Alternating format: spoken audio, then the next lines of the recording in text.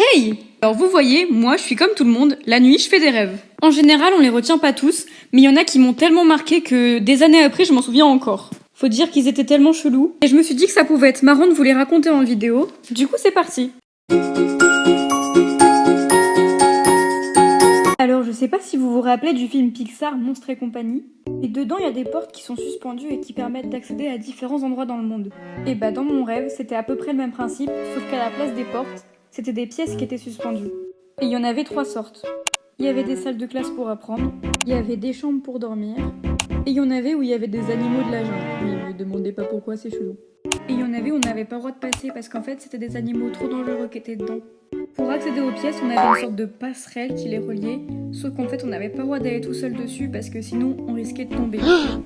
Donc par sécurité, on devait toujours être accompagné d'un adulte. Et un jour où je rentrais et j'essayais de monter dans ma pièce, vu qu'elle était suspendue, elle s'est balancée et du coup j'ai glissé et j'ai commencé à tomber dans le vide.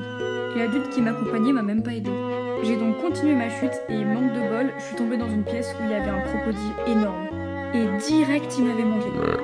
Devant mes camarades qui regardaient la scène tranquillement.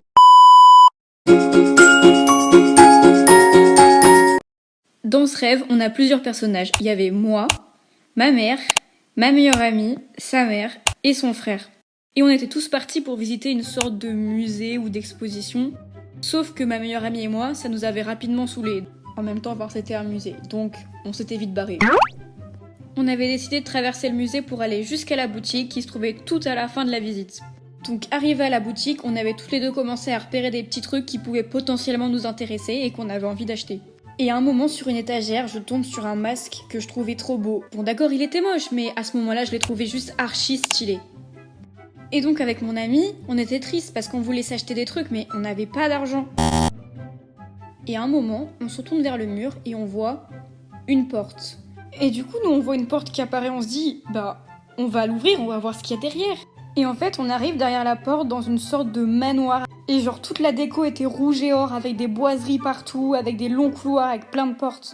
Et à un moment, en arrivant au bout d'un couloir, on tombe sur une immense pièce, avec une piscine. Et en fait, la maison appartenait à un couple, avec des cheveux blonds très frisés, des dents toutes blanches, super musclés, habillés en tenue de maître nageur. Et en fait, ces gens-là avaient 2 chats, dont un qui avait la queue coupée, me demandez pas, mais je m'en souviens. Et les chats, ils portaient des t-shirts parce qu'ils étaient aussi habillés en maître nageur. Et du coup, on était allés dans la piscine parce qu'ils nous avaient proposé un cours de natation gratuit. Mais en fait, c'était les chats qui nous avaient fait le cours. Juste après, on est reparti, mais en volant. Et on est reparti retrouver les autres qui avaient fini la visite. Et comme ils avaient été très inquiets parce qu'ils nous retrouvaient plus, ils étaient allés nous acheter les choses qu'on voulait à la boutique. Comme je sortais de la piscine, il fallait que j'aille me doucher. Et il y a une dame qui travaillait au musée qui m'a indiqué qu'il y avait une douche dans le magasin. Donc j'y vais, je me douche, mais ce que je savais pas, c'est que la douche se trouvait au milieu du magasin et qu'elle était complètement vitrée. Clairement, tout le monde pouvait me voir en train de me doucher, quoi. Donc j'ai quand même terminé ma douche pour aller rejoindre les autres. Et finalement, j'ai pu avoir le masque que je trouvais stylé. Et là, je vois ma meilleure amie. On lui avait acheté un bonnet trop beau. Moi, j'étais en colère et super jalouse parce qu'elle avait eu un truc beaucoup plus beau que le mien. Du coup, on s'était engueulé devant tout le monde.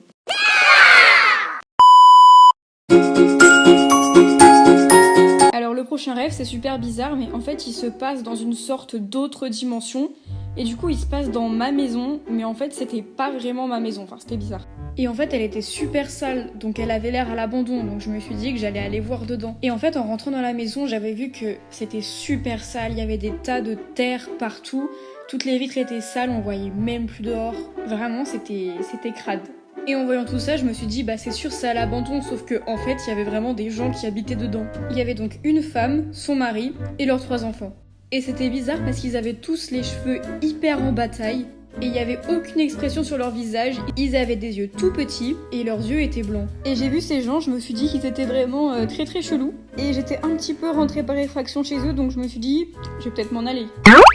Et au moment d'ouvrir la porte, la femme, elle s'est mise devant et elle voulait pas que je ressorte. Et à ce moment-là, j'ai un tout petit peu flippé, je me suis dit, je me retrouve séquestrée par des gens très chelous qui habitent dans ma maison, qui n'est en fait pas ma maison, j'étais un peu dans la merde.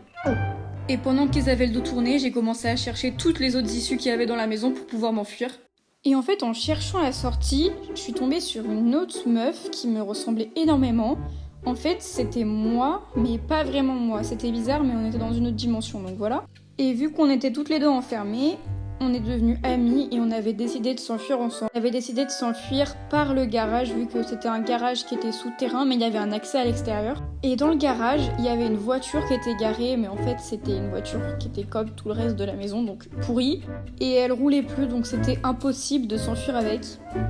Et donc moi, le temps que l'autre fille ouvre la porte, je devais attendre à côté de cette voiture. Et à un moment, j'entends un bruit au-dessus de moi, donc je me retourne. Et sur le toit de la voiture, je vois les 3 gamins bizarres qui rampent vers moi de façon très chelou, comme des insectes un peu. Mon ami ouvre enfin la porte et on se précipite dehors en courant comme des tarés. Sauf qu'à un moment, ma pote se casse la gueule, du coup je décide d'aller l'aider. Donc je cours très vite en sens inverse et déterminée à aller sauver mon amie. Et là, j'arrive près d'elle, je vois qu'elle est par terre. Et en l'aidant à se relever, elle retombe et sa tête se décroche. Et là, ma réaction, ça a littéralement été de me dire « Ah, c'est dommage ».